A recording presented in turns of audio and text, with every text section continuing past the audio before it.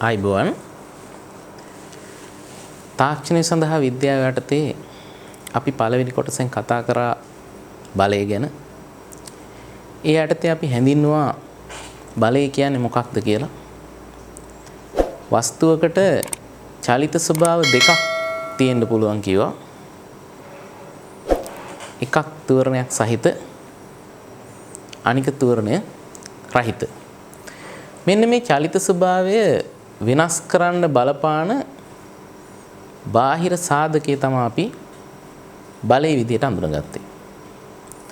බලය දෛශිකයක්. සාමාන්‍ය දෛශිකයක විශාලත්වය සහ දිශාව කියන සාධක දෙක ඇරුණාම බලයක ඇත්තම බලපෑම කියන්නේ අපිට ක්‍රියා රේඛාව ඕන වුණා. මෙන්න මේ දෛශික උවමනා වෙච්ච හින්දා අපි පළවෙනි කොටසෙන් කතා කරා දෛශික ආකලනය ගැන. එහෙම නැත්නම් කොහොමද දෛශික දෙකක් එකතු කරන්නේ කියලා බලන්න. එකම පැත්තට තියෙන දෛශික තිබ්බා. ප්‍රතිවිරුද්ධ දෛශික තිබ්බා. අවසාන වශයෙන් අපි ආනත දෛශික ගැන කතා කරා. ආනත දෛශික දෙකක් එකතු කරනකොට අපි පාවිච්චි කරා පරිමාණයට ඇඳපු ත්‍රිකෝණයක්. පරිමාණයට ඇඳපු ත්‍රිකෝණයක අනුයාත පාද මගින් අපිට දෛශික දෙකක් නිරූපණය කරන්න පුළුවන් නම් තුන්වෙනි පාදයෙන් සම්ප්‍රයුක්තය හම්බුණා. ඊළඟට බහුවස්ත්‍ර නියමයේ බැලුවා. දෛශික පද්ධතියක් තියෙන වෙලාවට පරිමාණයට ඇඳපු බහුවස්ත්‍රයක අනුයාත පාද මගින් අපිට දෛශික පද්ධතිය සම්පූර්ණ කරන්න පුළුවන් නම් රූපය සංවෘත කිරීම සඳහා අවශ්‍ය පාදයෙන් අපට සම්ප්‍රයුක්තය ලැබුණා. රූපය සංවෘත රූපයක් මුලදිම ලැබුණොත් එහෙමනම් සංවෘත කිරීම සඳහා පාදයක් අවශ්‍ය නැත්නම් ඒ දෛශික පද්ධතියට තිබිලා තියෙන්නේ ශුන්‍ය සම්ප්‍රයුක්තය. ওই පරිමාණ රූප වලින් ඈත් වෙලා ගණනය කරලා ගන්න ඕන වුණාම අපි යන්නේ දෛශික සමාන්තර නියමයට. මේකට බල සමාන්තර නියමය කියලාත් කියනවා. දෛශික සමාන්තර නියමයෙන් කියන්නේ දෛශික දෙකක් පරිමාණයට ඇඳපු සමාන්තර ආශ්‍රයක බද්ධ පාද මගින් නිරූපණය කරන්න පුළුවන් නම් අන්තර්ගත විකරණයෙන් සම්ප්‍රයුක්තය ලැබෙනවා කියලා. එතකොට මේ පරිමාණයට ඇඳපු සමාන්තර ආශ්‍රයක් අරන් විකරණයෙන් සම්ප්‍රයුක්තය නිරූපණය වෙනවා කිව්වහම අපි බැලුවා ත්‍රිකෝණමිතිය සහ ජ්‍යාමිතිය පාවිච්චි කරලා මේ විකර්ණයේ විශාලත්වය එකපාරට කියා ගන්න පුළුවන්ද කියලා. අන්න ඒ කොටස තමයි අපිට වැදගත් වෙන්නේ. මේක සාධනය කිරීමක් තාක්ෂණය සඳහා විද්‍යාව යටතේ ඔබෙන් බලාපොරොත්තු වෙන්නේ නැහැ. ඒත් මේ විකර්ණය ආවේ කොහොමද කියන එක දැනගන්න අපිට චුට්ටක් ඒ ගැන හොයලා බලන්න වෙනවා. මෙන්න මෙහෙම අපි හිතුවොත් මෙහෙම දෛශිකයක් අපි අරන් පරිමාණයට ඇඳලා මෙයා මේ තියෙන්නේ තවත් දෛශිකයක් මෙයා B. දැන් අපි මේක බද්ධ පාද වෙන විදිහට සමාන්තර ආශ්‍රය සම්පූර්ණ කරන්න යනවා. එහෙම සම්පූර්ණ කරපුවාම මේ දෛශික දෙකේ අන්තර්ගත විකරණයෙන් තමයි අපි සම්ප්‍රයුක්තය ලැබෙනවා කියලා කිව්වේ.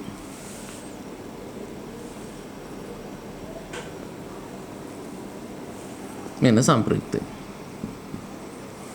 දැන් අපි යනවා මේගොල්ලෝ පාවිච්චි කරලා මෙයා ගැන කියන්න. අපි මේකට නමක් දාලින් මේ තියෙන්නේ මෙයා B. එතකොට අපි එක දෛශිකයක් AB මේක C කියලා හිතුවොත් අනිත් දෛශිකය AC. අපිට මේක එක පැත්තටම නම් කරන්න ඕනේ කියලා හිතුනොත් අපිට මෙතෙන්න දාන්න පුළුවන් AB CD කියලා. එතකොට අපි එක දෛශිකයක් AB අනික AD. සම්ප්‍රයුක්තය හම්බෙන්න ඕනේ AC ගෙන්. අපි නිර්මාණයක් කරගන්නවා මේ AB පාදේ දික් කරනවා. දික් කරලා C වල ඉඳන් ABට ලම්බකයක් නිර්මාණය කරනවා. මොනවද කරේ? අපි මේ සමාන්තර ආශ්‍රය ගත්තා. දෛශික දෙක බද්ධ පාද විදිහට ඉන්න සමාන්තර ආශ්‍රය නිර්මාණය කරගත්තා. විකර්ණය ඇඳා. දැන් අපේ උවමනාව මොකද්ද? මේ විකර්ණය කොච්චරද කියලා හොයන එක. ඒක කරගන්න අපි උදව්වට නිර්මාණයක් කරා කොහොමද? මේ AB පාදේ දික් කරලා එයාට ලම්බකයක් ඇඳලා C වල ඉඳන්. දැන් මේ පැවති දෛශික දෙක අතර කෝණය θ නම් අපි දන්නවා සමාන්තර ආශ්‍රයක් හින්දා මේ දෙන්න සමාන්තරයි. මෙයා A නම් මෙයාත් A. අනුරූප කෝණ ගැන සලකපුවම මේ කෝණය θ නම් මේ කෝණයක් θ. ලොකු දෙයක් කිව්වේ නැහැ. මොනවද කරේ? මේ දෙන්න අරගත්තාම මේ පාද දෙක සමාන්තර හින්දා මෙයා A නම් මෙයාත් A කිව්වා. අනුරූප කෝණ හින්දා මෙයා θ නම් මේ කෝණයක් θ කිව්වා. දැන් අපි මේ එක ත්‍රිකෝණයක් චුට්ටක් වෙන් කරලා ගමු. කවුද? අපි අරගන්නවා පැත්තකට අපේ පැහැදිලි කිරීම සඳහා B C අපි හිතමු මෙයා E කියලා. දැන් මේ පැත්තකට ගලවලා ගත්ත ත්‍රිකෝණය මට තියෙන්නේ මොනවද? කර්ණය A කියලා තියෙනවා. කෝණයක් තියෙනවා θ කියලා. එහෙනම් ත්‍රිකෝණමිතික අනුපාත පාවිච්චි කරලා මට එකපාරට ලියන්න පුළුවන් මෙයා කවුද? A sin θ කියලා. මේ පාදේ ලියන්න පුළුවන් A cos θ කියලා. ඒක එකපාරට කියපුවාම කාට හරි අපහැදිලි ගතියක් ආවා නම් ඒක උනේ මෙහෙමයි. sin අනුපාතය අපිට ලියන්න පුළුවන් මේ කෝණයේ සම්මුඛ පාදය. අපි නිකමට මෙයාට x කියලා කියමු දැනට. මෙයා y කියමු. එතකොට sin θ ලියන්න ගියාම අපි ලියන්න ඕනේ x බෙදීම a කියලා. දැන් හරස් ගුණ කරපුවාම මට හම්බෙන්නේ x සමානයි a sin θ කියලා. මේ වැඩේ මම එකවර කරා. මෙයා ලියවා a sin θ කියලා. අනිත් පැත්තත් එහෙමයි. cos අනුපාතයට තියෙන බද්ධ පාදයේ බෙදීම කර්ණය. අපිට ලියන්න පුළුවන් y බෙදීම a කියලා. හරස් ගුණ කරපුවාම ලිය හැකි y සමානයි a cos θ කියලා. ඔක මම එකවර ලියවා මේ පාදේ කවුද? a cos θ. අපි දැන් මේ හොයාගත්ත ටික මේ රූපෙට අරගමු. මෙයා කවුද? a sin θ. මේ කුඩා be පාදේ කීයද? a cos θ. දැන් අපිට ඍජු කෝණී ත්‍රිකෝණයක් තියෙනවා. ඍජු කෝණී ත්‍රිකෝණයක් තිබ්බහම අපිට පයිතගරස් ප්‍රමේය පාවිච්චි කරන්න පුළුවන්. ත්‍රිකෝණමිතික අනුපාත පාවිච්චි කරන්න පුළුවන්. ඒ දෙන්න අරගෙන අපිට පුළුවන් මේ AC කියන කර්ණය විකර්ණය කොච්චරක් වෙයිද කියලා හොයන්න. හරි. දැන් අපි පැත්තකට ගන්නවා මේ රූපය ඇතුලේ මේක දකින්න පුළුවන්. වැඩි හොඳට අපි එක පැත්තකින් ඇඳලා බැලුවොත් දැන් අපි ගාව තියනවා A C E මේ AE පාදයේ කියන එක මැද තියනවා තව B ලක්ෂයක්. ඉතින් ඕනෑම වෙලාවක AE වෙනුවට මට ලියන්න පුළුවන් AB ධන BE කියලා. ඒත් එක්කම තව දත්ත දෙකක් අපි ගාව තියනවා දැන් කොහොමද මෙයා A cos theta මේ පාදයේ A sin theta කියලා. දැන් මේ පැත්තට අරගත්ත ඍජුකෝණී ත්‍රිකෝණයට පයිතගරස් ප්‍රමේය දැම්මොත් මොනවද අපිට ලියන්න පුළුවන්? මෙන්න අපි ගන්නවා පයිතගරස් ප්‍රමේයෙන්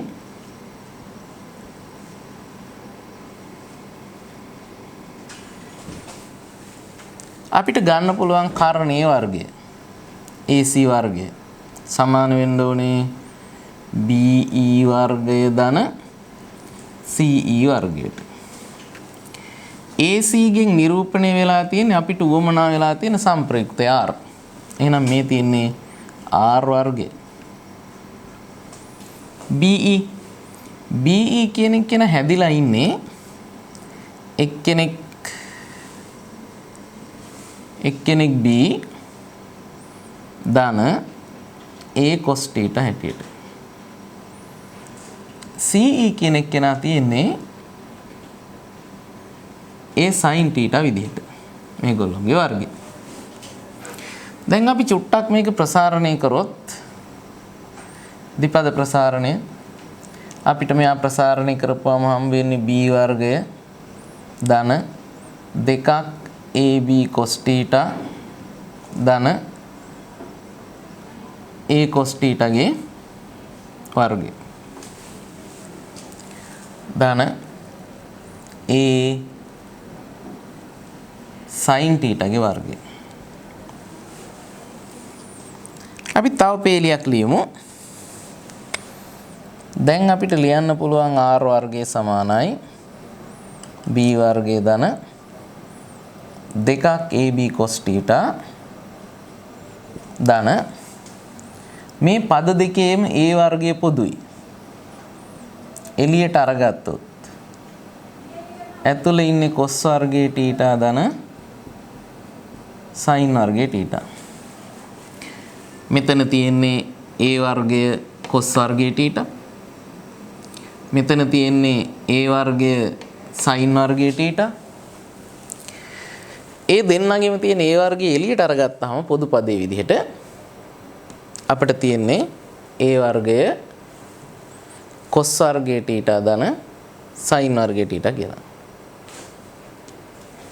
හරි.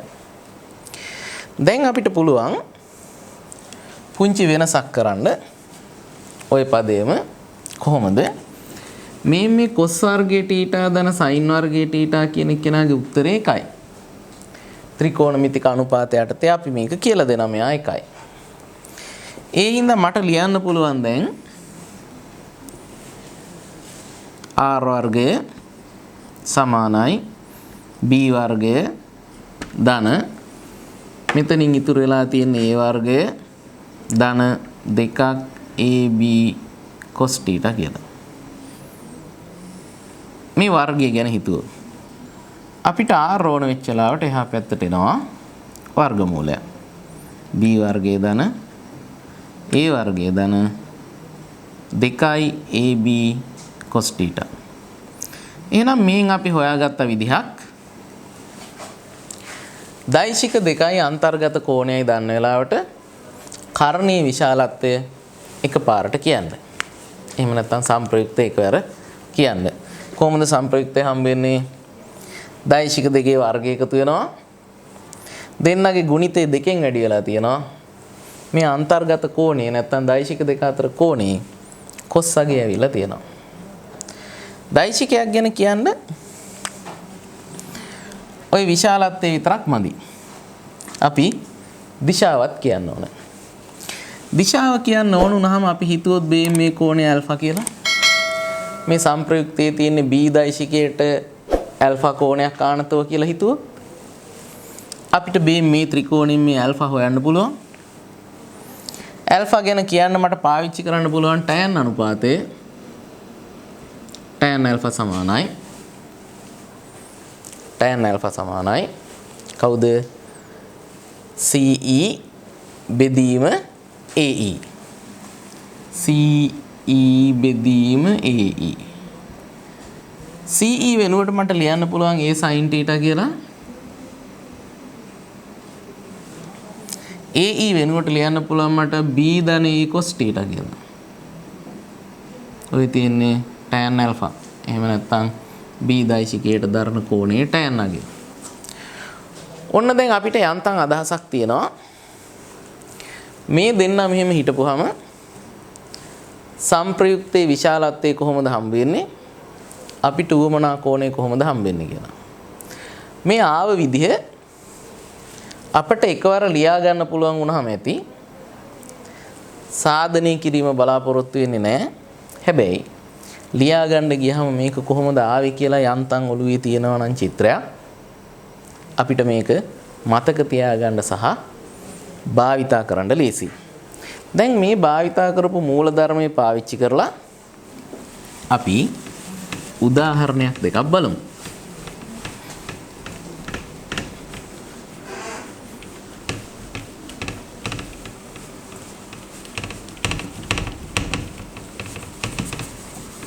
අපිට මේ උදාහරණ සඳහා ඉලක්කම් පාවිච්චි කරන්නත් පුළුවන්. ඉලක්කම් පාවිච්චි කරපුවාම සුළු වෙනවා. බොහෝ විට තනි උත්තරයකට යන්න පුළුවන්. එතකොට ඒක දිහා බලලා අපිට කියන්න බෑ කොහොමද ඒක හැදුවේ කියලා. ඒ හින්දා තමයි අපි විචල්්‍ය පාවිච්චි කරලා ගොඩනගන්නේ සූත්‍ර. මෙන්න මේ තියෙන දෛශිකයක්. මේ දෛශිකයේ විශාලත්වය 3යි. මේ තියෙන තව දෛශිකයක්. ওই දෛශිකයේ විශාලත්වය 4යි. මේගොල්ලෝ අතර කෝණය අපි හිතමු අංශක 60යි කියලා. දැන් මෙයාගේ සංප්‍රයුක්තයේ තියෙන්න ඕන මේ අතරමැද දිශාවකට. එයා R කියලා හිතුවොත් මේ R දෛශිකය 4 කියන දෛශිකයට දක්වන කෝණය ඇල්ෆා කියලා හිතුවොත් අපිට දැන් අර කලින් කියපු සමාන්තරාශ්‍ර ප්‍රමේය පාවිච්චි කරලා මේ දෙන්න ලියා ගන්න පුළුවන් වෙන්න ඕනේ. එකපාරට ලියනවා අර තිබ්බ එක කොහොමද R සමාන වෙන්නේ කාටද? වර්ගමූල මේ දෛශිකයේ වර්ගය අනිත් එක්කෙනාගේ වර්ගය ධන දෙගුණයක් දෛශික දෙකේ ගුණිතය අන්තර්ගත කෝණය නැත්නම් දෛශික අතර කෝණේ cos අගය cos 60යි. දැන් අපිට හම්බ වෙන්නේ 3 වර්ගය 9යි.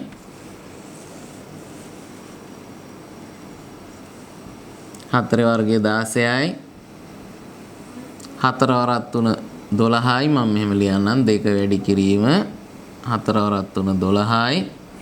cos 60යි කියන්නේ භාගයයි. දැන් මෙයා කැපිලා යනවා.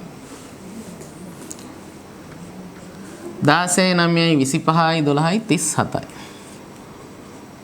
මෙන්න හම්බුණා දෛශිකයේ විශාලත්වය. කෝණේ හොයන්න ඕන නම් ලියනවා tan alpha සමානයි කවුද මේ කෝණය හදන්නේ සංප්‍රයුක්තයයි එක දෛශිකයකුයි. එතකොට මේ කෝණය නිර්මාණය කරන්න ආවේ නැති කෙනෙක් ඉන්නවා. ආවේ නැති කෙනෙක්. එයා වතාවක් දෛශික අතර කෝණේ sin අගය බෙදීම ආව කෙනා දන ආවේ නැති කෙනා වතාවක් කෝණේ cos අගය. මේක සුළු කරන්න පුළුවන් චුට්ටක්. හැබැයි අපිට උතර දැන් කෝණේ හොයන්න පුළුවන්. මේ තමයි දෛශික සමාන්තරාශ්‍ර ප්‍රමේය ප්‍රතිඵලය අපි භාවිතා කරන හැටි.